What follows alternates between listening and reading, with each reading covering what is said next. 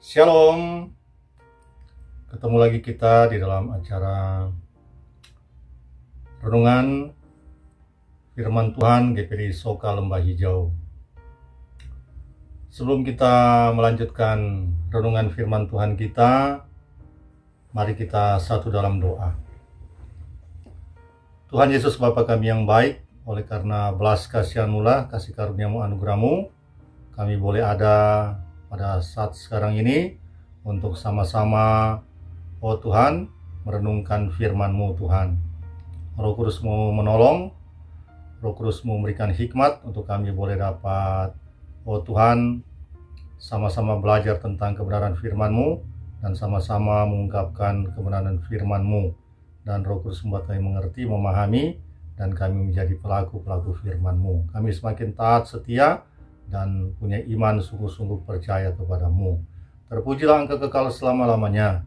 Dalam nama Tuhan Yesus Kristus kami berdoa, haleluya, amin. Saudara yang dikasihi Tuhan, pada hari ini kita akan merenungkan firman Tuhan yang terdapat di Kisah Para Rasul 12 ayat 5 sampai dengan 11. Mari kita sama-sama buka Kisah Para Rasul 12 ayat 5 sampai dengan 11.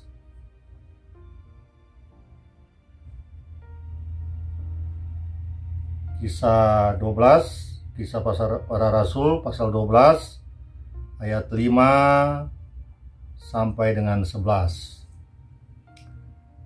Demikianlah Petrus ditahan di dalam penjara, tetapi jemaat dengan tekun mendoakannya kepada Allah.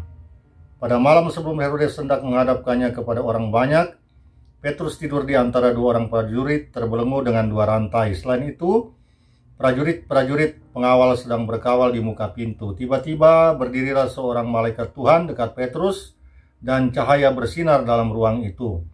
Malaikat itu menepuk Petrus untuk membangunkannya, katanya, "Bangunlah segera."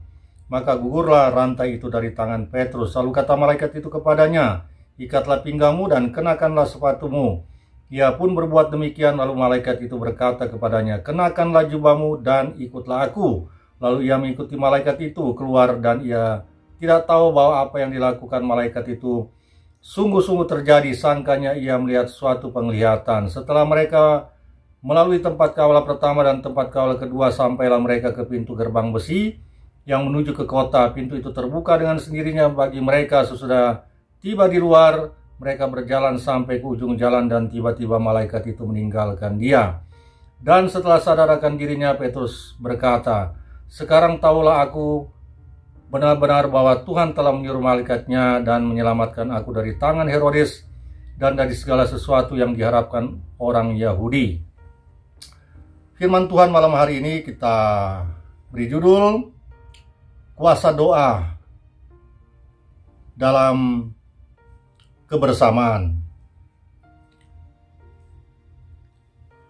Di dalam pembacaan firman Tuhan kita pada malam hari ini, di mana dikatakan di sini firman Tuhan mengatakan bahwa ketika jemaat berdoa bersama-sama, mereka menyatukan hati, memohon belas kasihan Tuhan, mereka merendahkan diri di hadapan Tuhan. Ketika itu terjadilah mujizat yang luar biasa. Penjara di mana Rasul Petrus dipenjarakan secara ajaib terbuka, dan Petrus bebas dari penjara. Jadi kalau kita lihat lagi ketika bangsa Yahudi dalam keadaan terancam nyawa mereka, kalau kita buka di Ester, di cerita tentang Ester 4 ayat 1 sampai dengan 16, di mana ketika itu Ester memohon kepada seluruh umat Yahudi, umat Israel, untuk berdoa dan berpuasa bersama-sama. Di mana ketika itu Tuhan memberikan pertolongan juga dengan cara yang ajaib. Musuh-musuh mereka yang tadinya merencanakan hal jahat, Tuhan kalahkan. Dan akhirnya Israel memperoleh kemenangan pada masa itu, dan bangsa Israel terhindar dari malapetaka yang dirancang oleh orang-orang yang tidak menyukai mereka. Begitu juga kalau kita lihat ketika Musa menghadapi peperangan di Keluaran 17 ayat 11 sampai dengan 12, di mana dikatakan di situ ketika bangsa Israel berperang, ketika Musa mengangkat tangan, maka bangsa Israel memperoleh kemenangan. Ketika dia turun tangan, maka bangsa Israel mengalami kekalahan. Dan dikatakan di situ, maka penatlah tangan Musa, dan akhirnya dia dibantu oleh Harun dan Hur untuk menopang tangannya agar tetap ke atas.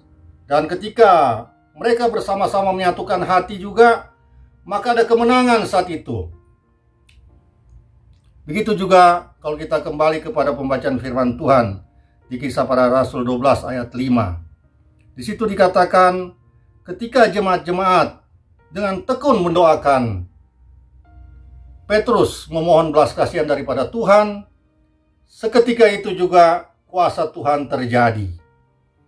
Jadi dalam renungan singkat kita pada saat ini mengajarkan kita untuk belajar, selain kita berdoa bersama-sama, Tuhan juga mau kita berdoa bersama-sama dengan keluarga kita, dengan sesama satu gereja kita di gereja lokal kita, atau dengan hamba-hamba Tuhan yang lainnya. Kita bersama-sama belajar merendahkan diri di hadapan Tuhan, bergandengan tangan. Kita bersatu hati dengan setia, dengan tekun berdoa. Dan pasti akan ada berkat mujizat, pembelaan, pertolongan dari Tuhan Yesus terjadi ketika kita bersama-sama berseru, bersepakat, berdoa, memanggil nama Tuhan Yesus Kristus. Mujizat pasti terjadi. Karena itulah yang dikatakan oleh firman Tuhan pada malam hari ini. Sekali lagi saya ajak untuk kita belajar membangun mesbah keluarga. Kita ajak satu sisi rumah kita untuk berdoa, membaca, merenungkan firman Tuhan, memohon belas kasihan Tuhan.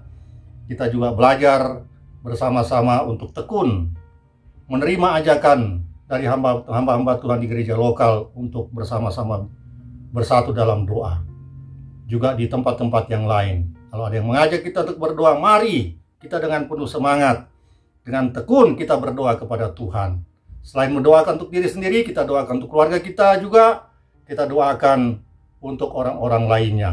Itulah kasih daripada Tuhan melalui doa yang kita panjatkan kepada Tuhan. Menggambarkan kasih Tuhan, kasih kita kepada sesama kita manusia. Baik, demikianlah firman Tuhan pada malam hari ini. Mari kita kembali satu dalam doa. Tuhan Bapa kami yang baik, Bapa yang penuh dengan kasih dan sayang, kami telah mendengarkan sebagian firman-Mu. Roh Kudus menjamah hati dan pikiran kami dalam nama Tuhan Yesus. Kami diberikan roh untuk mau setia, tekun, semangat untuk berdoa bersama-sama dengan keluarga, dengan hamba-hamba-Mu, umat-umat-Mu di gereja lokal maupun di dalam persekutuan lainnya. Dalam nama Tuhan Yesus kami rajin, kami mempunyai komitmen untuk bersama-sama berdoa di hadapan-Mu, mohon belas kasihan-Mu. Dan kami yakin percaya akan ada mujizat, akan ada kesembuhan, pemulihan, pertolongan-Mu yang luar biasa terjadi ketika kami bersama-sama merendahkan diri di hadapan-Mu. Mohon belas kasihan-Mu. Dan kalau di antara kami saat ini ada yang sakit, dalam nama Tuhan Yesus, segala penyakit apapun, demi nama Tuhan Yesus, sembuh saat ini oleh bilur-bilur-Mu ya Tuhan. Kami yang mengalami kesusahan, masalah apapun, dalam nama Tuhan Yesus akan pasti ada pertolongan dari Tuhan Yesus saat ini. Terpujilah Tuhan Yesus kekal untuk selama-lamanya. Dalam nama Tuhan Yesus Kristus, haleluya, amin. Haleluya, puji nama Tuhan, God bless you.